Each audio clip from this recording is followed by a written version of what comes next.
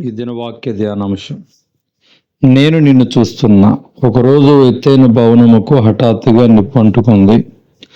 అతి కొద్ది సేపట్లోనే ఆ భవనము చుట్టూ మంటలు చెలరేగుతూ ఉన్నాయి. ఆ ఇంట్లో ఉన్న భర్త, భార్య, పిల్లలు పరుగున తమ ప్రాణాలు గుప్పిట్లో పెట్టుకుని ఎట్టకేలకు ఆ మంటల్లో నుండి బయటపడగలిగారు. కానీ వారితో చిన్న కుమారుడు లేడు. వాడు ఆ మంటల్లో చిక్కుకొని పోయాడు. తల్లిదండ్రుల హృదయం ద్రవించిపోయింది. ఏమీ చేయలేని నిస్సహాయ స్థితి. అంతా కుమారుడు కొరకు గొల్లుమని ఏడుస్తూ ఉన్న సమయంలో ఎక్కడి నుండో ఓ కేక వినిపిస్తుంది. డాడీ రక్షించండి, డాడీ నన్ను రక్షించండి.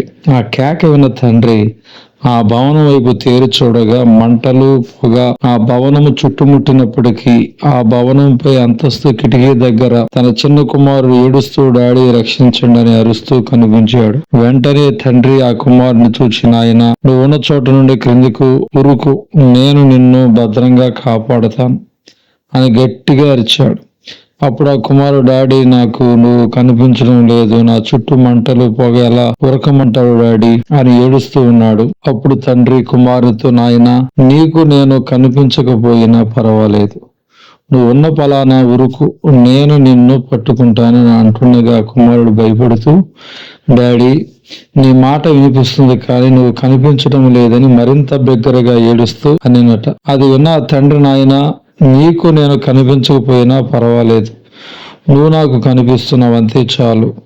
నిన్ను నేను స్పష్టంగా చూడగలుగుతున్నాను కనుక నువ్వున్న చోటు నుండి క్రిందకి దుముకు, నేను నిన్ను పట్టుకుంటాను అని అంటుండగానే ఆ కుమారునికి తండ్రి కనిపించకపోయినప్పటికీ, నా తండ్రి నన్ను చూస్తున్నాడు చాలు అనే విశ్వాసముతో పైనుండి దుమికాడు.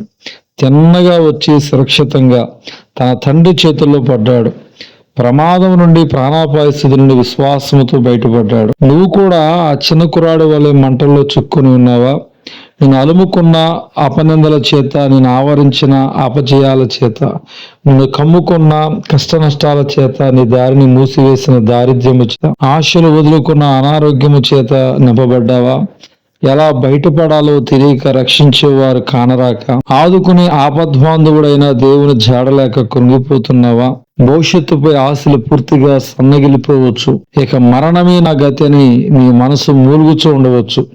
రక్షించే దేవుడు, నిత్యము కాపాడే కరుణమూర్తి నీకు కానరాకపోవచ్చు. కానీ నిన్ను తన అరచేతుల్లో చెక్కుకున్న ప్రియమైన రక్షకుడు ఏమంటున్నాడో తెలుసా?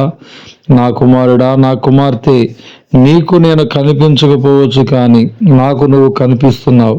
నువ్వు నన్ను చూడలేకపోవచ్చు కానీ నిన్ను నా చేతుల్లో చెక్కుకొని నిత్యము చూస్తూ ఉన్నాను. విశ్వాసముతో అడుగు ముందుకు పోయి సమస్యల సుడిగుండాలో చిక్కుకొని ఆడవద్దు. రక్షించేవారు, కాపాడేవారు, విడిపించేవారు లేరని ఆధారపడవద్దు. నేను నీకున్నాను, నేను చూస్తూ ఉన్నాను. నీ పుట్టుక నాకు తెలుసు, నీ బ్రతుకు నాకు తెలుసు. ఇప్పుడు ఎక్కడ చెక్కబడి ఉన్నావో, ఏ సమస్యలో, ఏ పాపకు పొగలో, ఒంటరితనంతో, భయంతో దేవారాత్రులు అరుస్తూ ఉన్నావో నాకు తెలుసు. నిన్ను నేను విడిచిపెట్టలేను. విశ్వాసముతో ఆ సమస్యల నుండి, కన్నీటి నుండి బయటపడు, నా చేతుల్లో పడు. నిన్ను నేను పట్టుకుంటాను, నిన్ను నేను కాపాడుకుంటాను అని దేవుడు నీకు వాగ్దానం ఇస్తూ ఉండగా, ఎందుకని విశ్వాసముతో ఆయన చేతుల్లో పడకూడదు, సురక్షితంగా జీవించకూడదు? ఒకసారి ఆలోచించు. చూచి నమ్మిన వారి కన్నా చూడక నమ్మిన వారు ధనిలని యోహాను సువార్త 20:29 చెప్పబడింది. దేవుడి తన వాక్య ధ్యానం దేవుడు దీవించును గాక. ఆమేన్.